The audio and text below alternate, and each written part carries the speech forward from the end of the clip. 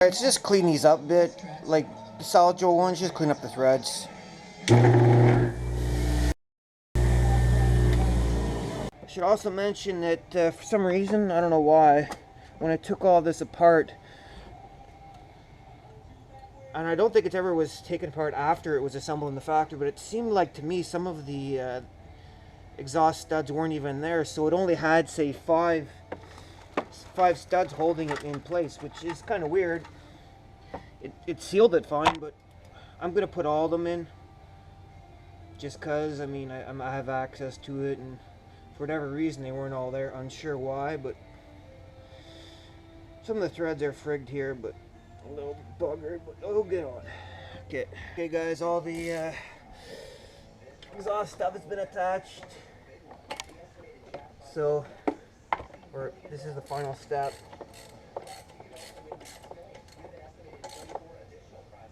This hardware is nice though. It is nice to use fresh hardware, because sometimes you don't have to worry about snapping it. All the threads are all nice and whatnot on it. So anyways, so I'm just gonna finish up buttoning up this. As you can tell, that's new. It's all attached. There's a shield cover that goes on, so I'll put that on next. That goes on here and here. I had to omit it back there. It just was so corroded. And I think some of like the attachment points in the back were snapped, so I was like, screw it. And then I phoned my mechanic friend. He said it was okay, so I'm just gonna leave it off. Next step after this, I believe, are the rocker arms and the push rods. So let's just finish up getting the exhaust buttoned up. Just continuing on here with the heat shield. Couldn't get the I didn't even really bother. I'm not going to bother getting the replacement bolt nut set for this, because I mean, I can get this stuff from the hardware store for cheaper, and it's just going to do just as good a job, so it's not a real critical component. And you can tell bleeding here a little bit, but it's the saying, if you didn't bleed for it, if you didn't sweat for it, if you didn't cry for it, probably wasn't worth it.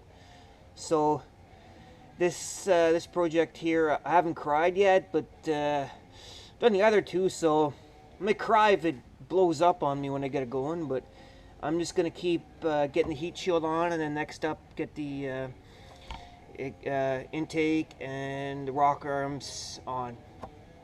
Okay, back at it here, guys. Next step up is the push rod rocker arm combo. One thing's about these 3.4 engines is that all these push rods, a lot of them are an equal length, so it's very important, as you can tell, just to organize them. And before you put push rods on, just make sure, just blow some compressed air through the hole. There's junk, there's crap in there, so just blast it, you know, like take a minute, blast it. Okay, after I do that, I'll start putting them on. Okay guys, just installing the push rods here. Just using some engine oil supplement. It's a nice thick grease, and should help when you're initially starting this thing up. So just a good idea, you know.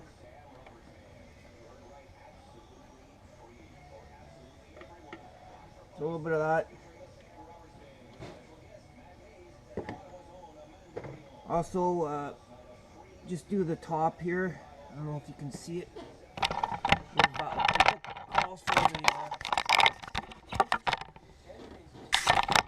The book calls for that area in there as well. So just put a little bit in there. Put a little on here. Just when you start it up, you know, there's this kind of nice thick grease on it that should help. Make sure it's in the pocket of the booster hole. There you go.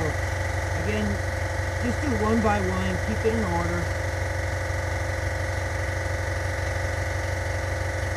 I'm only going to put them up just hand tight, and I'll do a final torque on it after. Hello YouTubers out there, just going to try to finish up this video, the partial reassembly video of the 3.4. First of all, date today, January 17th, 2016. Happy New Year. The reason why I had to stop the video filming was because this GoPro camera kept running out of battery power. It's just the entry-level one, so I don't think the batteries are very strong, and I kept having to go back inside and connect it to the computer, and after a while too, for some reason the computer decided to fail, so it shut down. So I was like, screw it, and I didn't bother showing the rest of the video. So I mean, everything got back together just fine. The intake went on, and all the rest of the components here, so, and it runs fine, runs well. So I'll just give you a short little video of it running.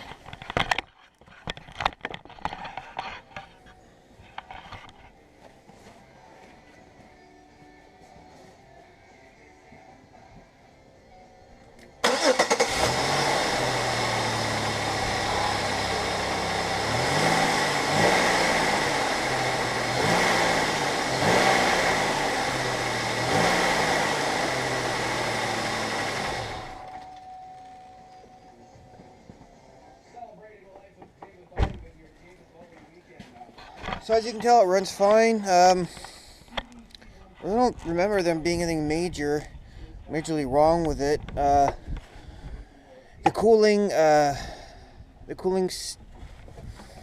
heater core was blocked, so I did get the lines reversed on it, and the heat comes out fine.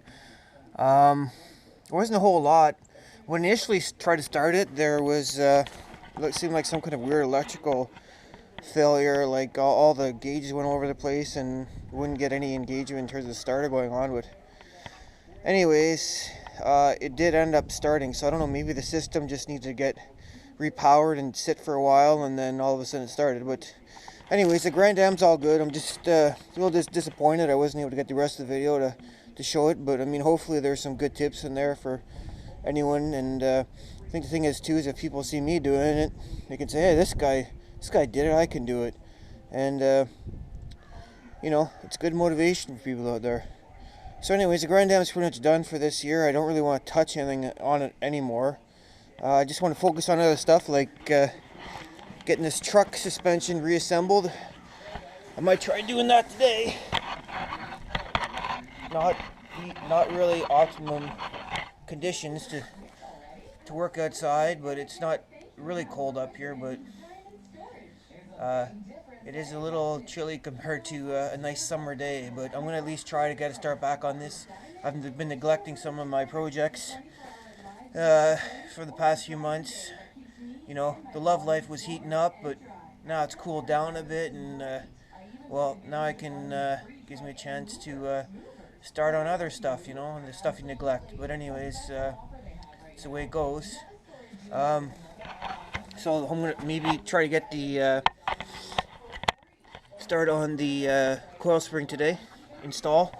And yeah, there's just good news on the Monty as well, so hopefully next week the short block's assembled, and I'm hoping for a dyno session sometime in February, so maybe there's some videos on that. So anyways, you guys just take it easy, and I'll talk to you later.